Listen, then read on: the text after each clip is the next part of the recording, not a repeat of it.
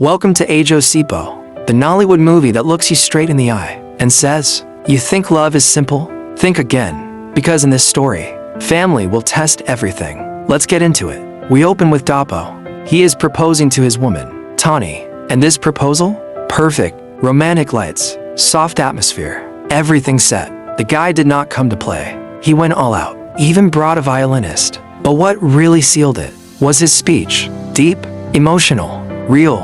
Tani almost breaks down in tears. And then, she says yes. Love wins. At least for now. Fast forward. One day before the wedding. Normally, this is where we see happiness. Planning, guest lists, final arrangements, everything coming together. But that is not what is happening here. Because the real problem has nothing to do with the wedding. The real problem is family. Tani's parents are strict, very strict, strong Christians. Her mother is deeply devoted, and her father, even worse. There is one thing they cannot accept. Dapo's family is broken. His parents are divorced, and if Tani's father finds out, this wedding is finished immediately. So Dapo and Tani come up with a plan, a risky one. They beg his parents to pretend, just one day, act like a happy couple, smile, behave, keep the secret, just 24 hours. That's all they need. Simple, right? Wrong. The day arrives, and everything starts going left. Dapo's mother shows up, alone. Yes, alone. No father, no explanation, just her and her full squad, looking like a church group on a mission. Instant tension. Everybody is confused. Where is the father? Before anyone can even process it, she starts talking, loud, angry, bitter, no filter. She begins to insult her ex-husband, right there, in front of Tani's mother. No shame, no control. Their divorce was messy, very messy, and she is still in pain, deep pain. Every chance she gets, she drags him, curses him, blames him. But let's be honest, that man is not innocent, not even close, especially when it comes to women. If it moves, he is interested, and that is exactly the problem. That is what scares Tani's family, because this wedding is happening in Ibadan, and the father, he is not even focused. He is somewhere else, busy with another woman, living his best life. Even worse, the woman he is with picks his call and tells Dapo he is asleep. At this point, Tani is already stressed because she has been warning Dapo 4 days. Call your father, call your brother, remind them, make sure everything is in order. But Dapo ignored it, and now everything is falling apart. His mother makes it worse. She starts attacking him, calling him useless, just like his father. No support, only pressure. Finally, Dapo has no choice. He swallows his pride and calls his brother Jide. And this is where it gets even worse, because these two, they don't get along at all. There is tension, there is history, there is real hate, and now they are forced to work together right before a wedding. What could possibly go wrong? Dapo didn't even send Jide a proper invite. No card, no call, just a text message. Not even a voice note, just text. But Jide, he came with premium drama. First, he acted like he wouldn't come, stressed Dapo out, played with his head a little, then ended the call like a chairman. Classic. Anyway, Jide was already on his way to pick up their father. And let me warn you now, if you are listing irresponsible men, you have to include this man, Baba Jide. This man is not normal. He is worse than the average irresponsible man. Much worse, because tell me why. He told his gateman to pack a full cooler of alcohol to carry to a Christian household, a whole one, full, to a house where the mother is a deaconess. Problem is looking for them. But wait, that is not even the worst part. Look at this. Carolyn, fully dressed, makeup on point, everything set. This man wanted to carry her along to his in-laws' house for the weekend. As what exactly? Even Jide was shocked. Jide refused immediately. He said it clearly. If she is going, I am not going. Simple. That is when the man finally calmed down and left Carolyn at home. Truth is, Jide didn't even want to come for this wedding at all. Their father basically forced him, because apart from the tension with Dapo, his issue with his mother, even worse, much worse, he already knows. If he goes there, something will happen, and it will somehow become his fault. Back at Tani's house, Dapo's mother is on full patrol mode, watching everything, monitoring everyone, like Inspector General. Nobody can breathe wrongly. Even small greeting is now a problem, but that is not even her main focus. Her real mission: control. She wants access. She starts pushing for big robes, for herself and her friends, so they can stay close, watch everything, gossip freely. But those robes? Strictly for family, relatives only, friends, straight outside. When Tani says no, she switches target, goes to Tani's mother. Same request, same pressure, but the answer? Still no. And you can already tell, this issue is not finished. We will come back to it. Let's move. Finally, the father and Jide arrive. They go straight to greet Tani's parents, and immediately, the father switches character. Complete transformation. Thank you for having us. My wife and I are happy to be here. See, acting, full performance. Unlike Dapo's mother, who came ready for war. Then he tells Jide to start sharing drinks from the cooler they brought. But the moment Jide moves, Tani's father stops him. Sharp, reminds them immediately. This is a Christian home. They don't serve alcohol here. End of discussion. And guess what happens next? Blame game. The father turns to Jide, accuses him of bringing the alcohol. Jide, the same person who warned him earlier. But now, he is the problem. That is episode 1 of Blame Jide. As Mary is taking him to his room, he greets his mother, properly, respectfully. And what does she do? Side-eye, cold response. No warmth, nothing. Next thing, their father shows up again, starts accusing Jide. Says he didn't greet properly, even though we just saw him greet. Now he forces him to greet again, properly this time. Jide goes all out. He kneels, even lies flat, full respect. And what does he get in return? Curses, straight curses, from his own mother. Of course, he rejects it. But let me tell you something. All this behavior, it is not new.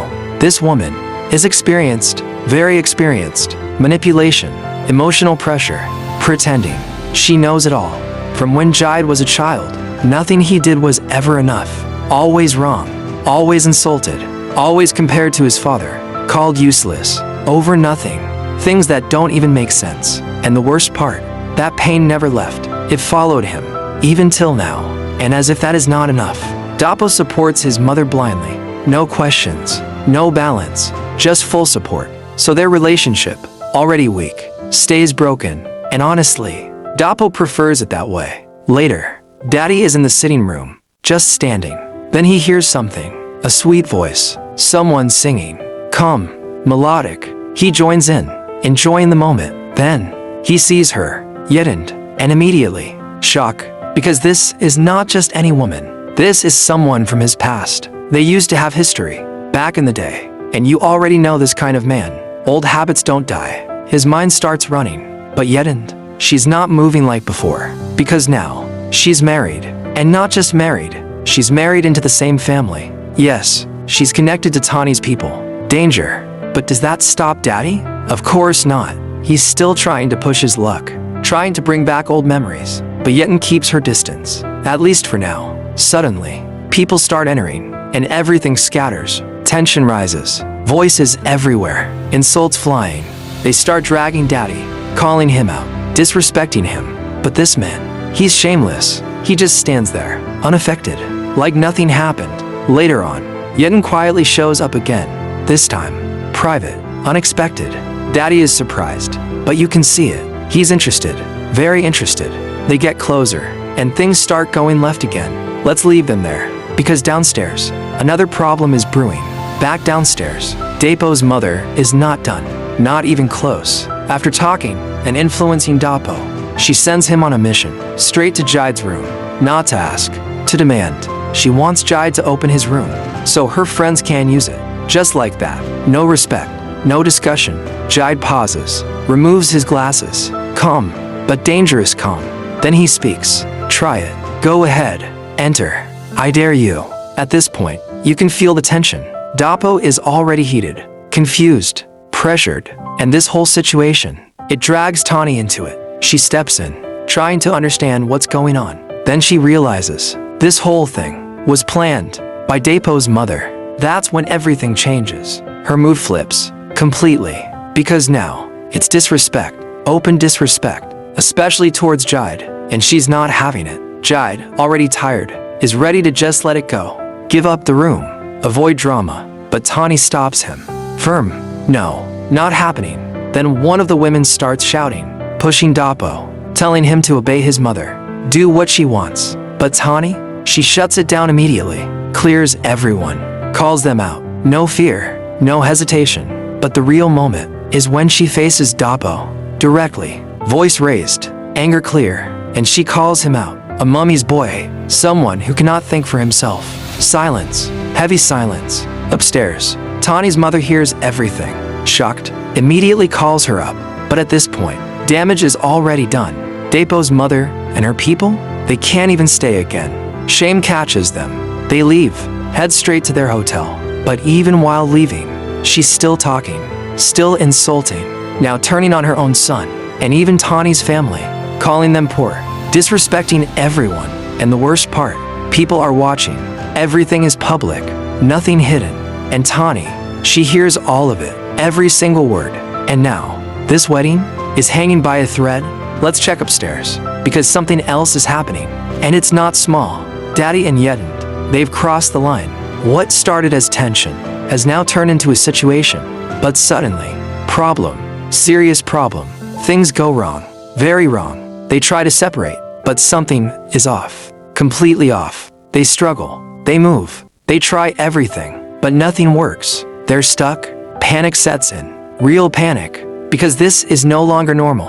At the same time, downstairs, Tani is with her mother, and she's getting advice, serious advice. Her mother is not happy. The way you spoke to Dapo, it's not right. She reminds her, a good wife guides. She doesn't fight her husband publicly. She tells Tani to calm down, to apologize. And Tani, she listens. She agrees. Meanwhile, Jide is resting, trying to breathe after all the chaos. Then his phone rings. It's his father. Urgent. There's a problem. In his room.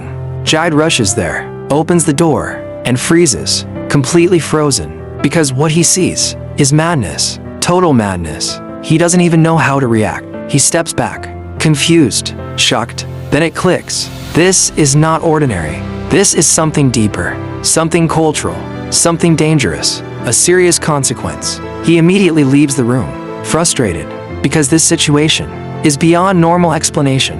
As he steps out, he runs into James, Dapo's friend. Jide doesn't waste time. Go and call Dapo. Tell him there's an emergency. No details, just urgency.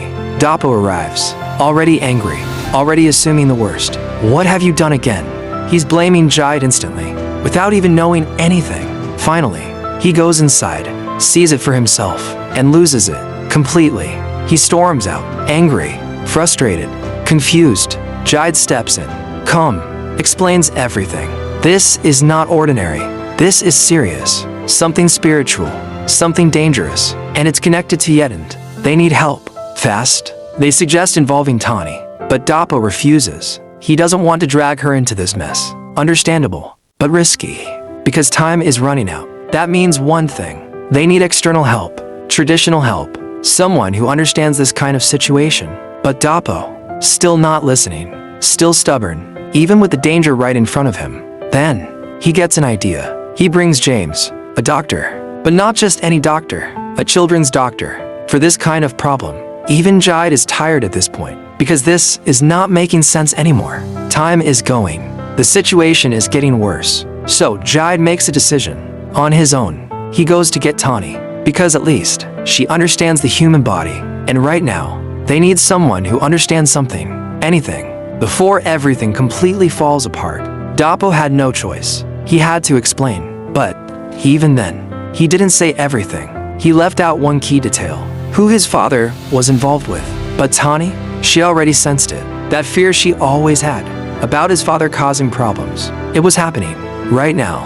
Jide didn't want more people involved. He tried to keep it contained, but that didn't last. Because once Tani saw Yedend, everything exploded. Her reaction? Instant. Because this is serious. This is her uncle's wife, in her father's house, on the eve of her wedding. This is beyond embarrassment. This is disaster. Yedend starts panicking, begging, shouting, trying to control the situation. But Tani, not having it. She shuts her down immediately, because this is not the time. They need solutions.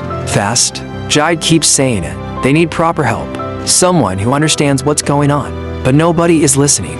Instead, everyone starts trying random solutions. forcing things, trying to separate them by force. Like it's a tug of war. No plan, no direction, just panic. They even bring Mary into it. More people, more confusion, but nothing is working at all. The situation is getting worse. Pressure is rising. Time is going.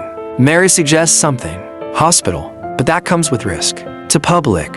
Too many questions. So they try another plan. Bring help quietly. Handle it inside. Discreetly. At least, that was the plan. But the people they called. No discretion at all. They show up loud. Visible. Drawing attention. Everything they were trying to avoid starts happening. They manage to get them inside.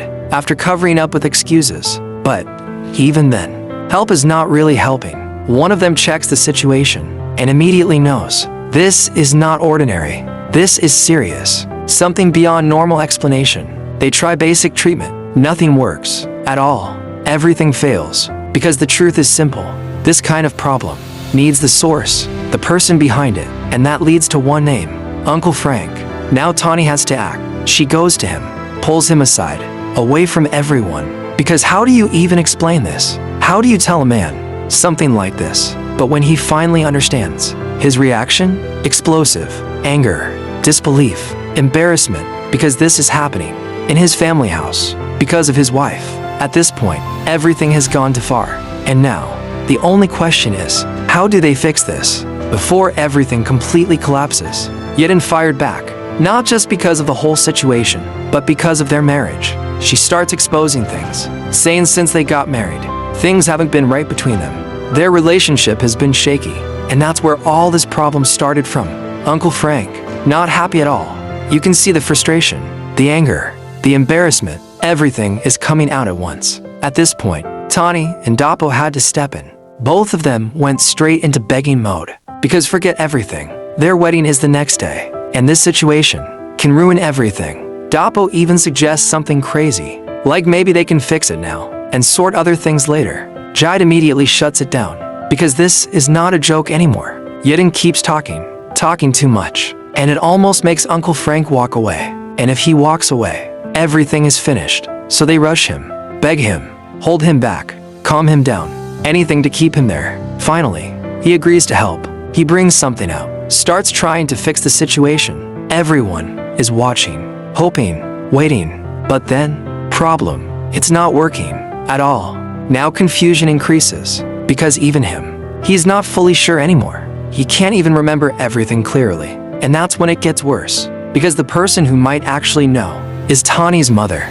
Yes, the same strict, religious mother. They bring her in, and immediately, tension rises again. Because how do you even explain this to her? But somehow, the truth starts coming out, little by little.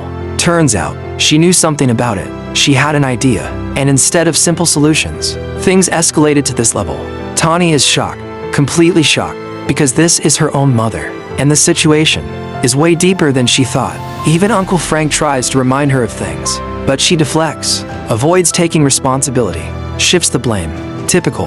At this point, only a few people know what's really going on, and the plan. Keep it that way. Because if this gets out, the wedding is over. Simple. But emotions are already high. Tani, she's breaking, because this is supposed to be the happiest night before her wedding. Instead, it's chaos, secrets, embarrassment, and everything is falling apart right in front of her. And now, the big question is, can they fix all this before morning comes? Mommy Tani finally gives in. She drops the name and the location. The only person that can fix this. Immediately, Uncle Frank, Dapo, and Jide rush out. No time to waste. They jump in the car. Mission mode. Inside the car. Silence at first. Heavy silence. Then Dapo finally speaks. And for the first time, he admits it. Jide was right about everything. That opens the door, and their conversation goes deeper, way deeper. Old wounds start coming out, things they've buried for years. Dapo confesses he always resented Jide for leaving, for abandoning him and their mother. But Jide corrects him. He didn't abandon them. He escaped their mother, and went looking for the truth, went to find their father. He explains everything, how their mother twisted stories, turned them against him, painted him as the bad one. Jide talks about growing up, how nothing he did was ever enough, how he was constantly insulted, beaten down emotionally, made to feel useless. Then one day, he stood up, spoke his truth, and everything exploded. Their mother flipped the story, played the victim, and young Dapo believed her fully. That was the breaking point. Jide left, not because he didn't care, but because he couldn't survive in that environment anymore. Back to the present, Dapo is quiet, because now, he's seeing things differently. For the first time, Jide even tells him, "One day, you'll understand that the problem was never what you thought." And now, that day has come. Dapo starts realizing things. How he judged Jide wrongly. How he never questioned anything. How he just followed what he was told. And it hits him hard, because while he was holding grudges, Jide was also suffering. The biggest shock, their father, the man they thought abandoned them, was actually still taking care of them. Quietly, sending money, paying fees, supporting from a distance. And their mother never said a word. Not one. Jide even had proof. Receipts, evidence, everything. Dapo is stunned, because all this time, he didn't know. Meanwhile, he's been struggling, selling things, sacrificing just to survive, even for his own wedding. And now, everything is clear, painful, but clear. Dapo turns to Jide, full of regret, apologizes, sincerely. And Jide, he doesn't hold it against him. He understands, because they were both victims, in different ways. For the first time in a long time, these brothers actually understand each other. And right now, they need that unity, because what's ahead is even bigger than all of this. Meanwhile, back at the house, Reverend Tanimo is already there, brought in by Tani's parents. Final prayers before the wedding. Everything looking calm again, at least on the surface. Just as he's about to finish, Uncle Frank and the boys arrive with the solution, but low-key, very low-key. They bring the babalo, disguised, trying to blend in. But you already know, things almost scatter, because Baba is not used to forming. English, not his strong point. If not for quick thinking, their cover would have blown instantly. Even his apprentice almost exposed everything. Talking about items for cleansing out loud. Everybody had to act fast, divert attention, shift the focus. Tani and her mom step in. They gently move her father away, give him another assignment. Basically, clear the space. Once he's gone, the real work begins. Baba looks around, sees the situation, shakes his head, then starts. Serious focus. No jokes now. He begins the process, step by step, checking the environment, asking questions, following where things happened, and the way they're pointing places. Even Baba is surprised. Like, how many spots? Even furniture is involved. This whole thing is messy, very messy. But he continues, focused, careful, intentional. Finally, he gets to the last stage, places his hands, says the final words. Everything goes quiet for a moment. Then, relief, immediate relief. The tension breaks. The situation is resolved. Yedin doesn't even wait. She rushes out, embarrassed, ashamed, trying to disappear. Uncle Frank, speechless, can't even process everything. But everyone else, relieved, especially Tani and Dapo, because finally, the biggest problem is gone. Later, Daddy tries to apologize, but you know him, still dodging responsibility small, trying to joke his way out, not really owning up fully, even promises to behave. But the timeline he gives, let's just say, nobody is taking it seriously. Dapo also apologizes for how he has been acting, especially towards his family, even without knowing the full story yet. And it doesn't stop there. Tani and Dapo both go to her father and confess about the lie, about Dapo's family situation, and the twist. Her father already knew everything from the beginning. He was just waiting for them to be honest, to come clean themselves. And now that they have, there's peace, at least for now, because after everything, truth finally wins, and the wedding might actually still happen. In the end, Daddy Tani steps in, calm, wise. He advises them, blesses them, prays for them, and one thing he says stands out. He tells Dapo to value his parents, no matter their flaws, because at the end of the day, they showed up for him. Fast forward, wedding day, finally. But before anything starts, there has to be peace, real peace. Dapo and Tani appreciate Jide for everything he did, all the chaos he helped fix. Then the big moment, the brothers, they face each other. No tension, no anger, just understanding. They hug it out and squash everything. Finally, now, wedding proper. And the vibes? Top tier. The hall is alive. Music, energy, people everywhere. Mama Tani, She came prepared, dancing like she owns the place. Proper energy. Guests are enjoying. Everybody is in the mood. Even the people that caused chaos before. They've calmed down. The ceremony begins. Prayers first. Blessings. Everyone focused. Then before the vows, we get a quick moment, a flashback to the night before. Tani had gone to Dapo, humbled, apologized for everything. But Dapo, he didn't stand tall. He went low too.